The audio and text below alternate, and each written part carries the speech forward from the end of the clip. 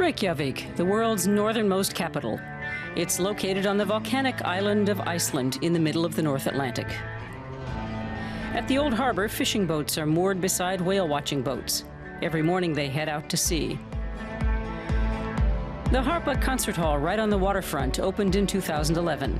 Its glass facade, designed by artist Olafur Eliasson, has made it the city's new landmark. Antonia Bergthorstdottir discovers new motifs every time she visits. It's such a good architecture. It's very photogenic. It's special. Nothing in Reykjavik is like this. I haven't seen anything like this actually anywhere in the world. The concert hall was long a bone of contention here. Many Icelanders were unhappy that it took 4 years and cost 160 million euros to construct. There have been a couple of fails with this building, and it costs taxpayers here in Iceland a lot of money. So it is a hate-love relationship. From the Harpa, it's just a short walk to another of Reykjavik's landmark buildings, the Hallgrímskirkja. Built in 1986, it's Iceland's largest church and sits on a hill overlooking the Old Town. It is a token for Reykjavik. It's like our Eiffel Tower, in a sense. I really like the sound of this one. Inside, it's if there's a choir singing it, you can really feel the music. We're in luck. The organist is rehearsing for the next church service, and he lets us listen in.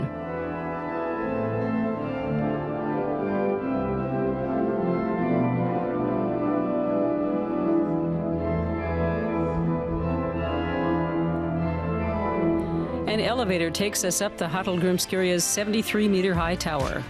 From here, you can see over the entire city and Faxaflói Bay. The wilderness starts right outside the city limits. Iceland is one of the most sparsely populated countries in Europe. At Thingvellir National Park, visitors can witness the results of continental drift for themselves. The two tectonic plates here move apart 2 centimeters each year. What we see here is the beginning of the rift between the continents. Or on this side we can see the end of the North American continental plate, and then if you look over the valley you can actually see the beginning of the Eurasian plate. 50 kilometers away, visitors can witness another force of nature, Strokkur, one of the world's most reliable fountain geysers. It erupts every few minutes, spewing water up to 40 meters into the air. The energy is amazing here. It's very impressive. It made me jump. It was so impressive. Next to the Strokkur lies the geyser, after which the world's other spouting hot springs were named. Now it erupts just a few times a year. Nearby is Iceland's famous waterfall, the Gullfoss, or Golden Falls. In 2 stages, water plunges more than 30 meters down into a canyon.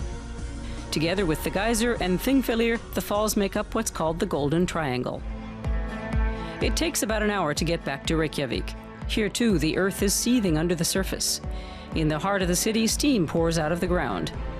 We meet up with Antonia again. She wants to show us her favorite place. Reykjavik's Old Town with its colorful fishermen's huts.